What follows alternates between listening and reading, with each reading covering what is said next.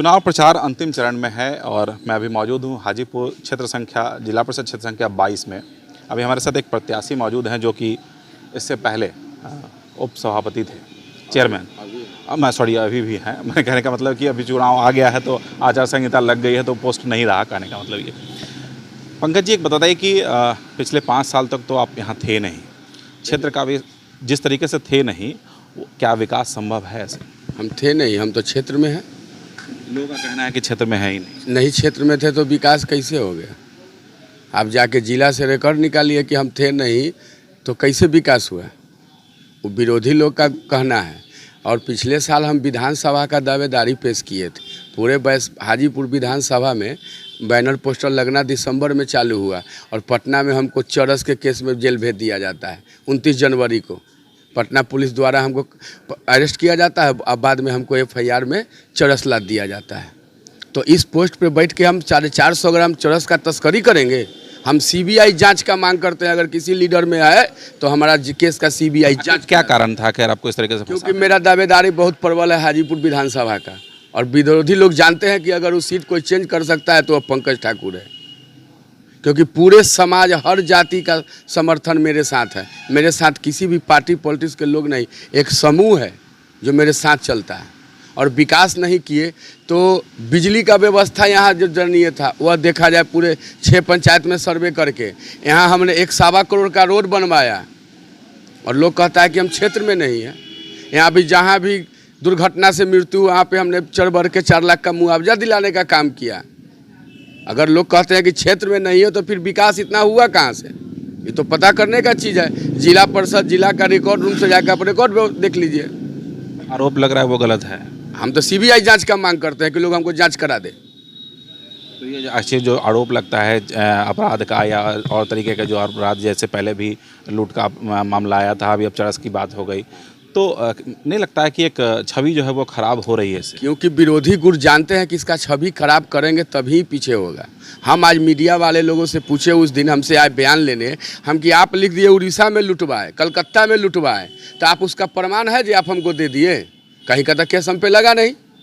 और बैक में जो 10 साल पुरान, 12 साल पुरान केस में, उसमें अप्राथमिक में हमको जोड़ के परेशान किया जाता है। सारा केस पर हम चैलेंज करते हैं कि कोई अगर है तो जांच करवा ले।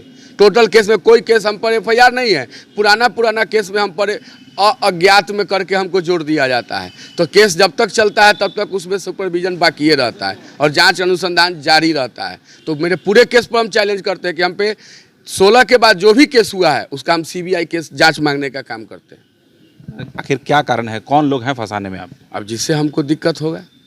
हमने बैनर पोस्टर लगाना चालू किया और हम इस पोस्ट पर 450 ग्राम चरस बेचने जाएंगे?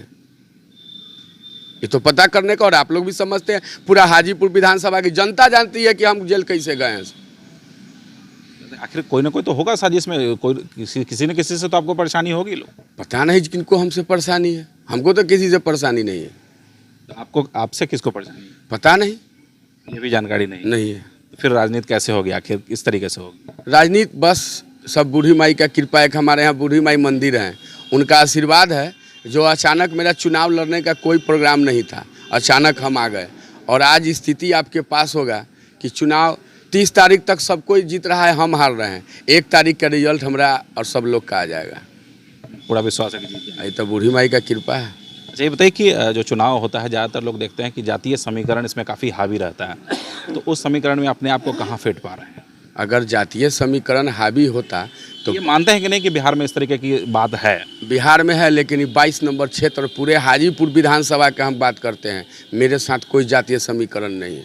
मेरे साथ जो भी लोग जुड़ा हुआ है, हर जाति का जुड़ा हुआ है, और उसके लिए कोई पार्टी, जात पात मेरे साथ नहीं है। आखिर क्या ऐसा आपने किया जिसके कारण सभी जाति के लोग आपको वोट करें? पता नहीं, लोग तो हमको गलत कहता है। अब तो सारा समाज गलत होगा। लोग हमको गलत, कुछ लोग कहता है, लेकिन पूरा समाज हमको अगर सपोर्ट करता है तो पूरा समाज गलत होगा। और हम पिछले बार 11,000 सीट, 11,036 वोट से हम इस सीट पर निकाले थे पूरे बिहार में। नहीं तो आखिर तो 16,000 के कुछ समथिंग हमको वोट आया था। तो ये 16,000 जनता चोर है अगर उसका लीडर चोर है तो ये सब कोई जानता है कि पंकज ठाकुर का राजनीति क्या है। और हम सब कोई देख रहा है चुनाव बेसी नहीं, 2-4 दिन बचा हुआ है, रिजल्ट आपके सामने होगा। उम्मीद है कि पूरी तरीके से जीत बिल्कुल। देख सकते हैं कि ये पंकज ठाकुर उन्होंने जीत की दावेदारी की है और निश्चित तौर पर इनको विश्वास है, इनका दावा है कि इस इलाके में जातीय समीकरण काम नहीं करेगा और इनको सभी कास्ट का वोट मिलेगा। हालांकि ये तो रिजल्ट के बाद ही पता चल पाएगा कि कौन जीतता है कौन हारता है, लेकिन फिलहाल सभी उम्मीदवार अपनी अपनी दावेदारी जरूर कर रहे हैं। कैमरामैन रंजीत के साथ विकास आनंद, वैशाली न्यूज़, हाजीपुर।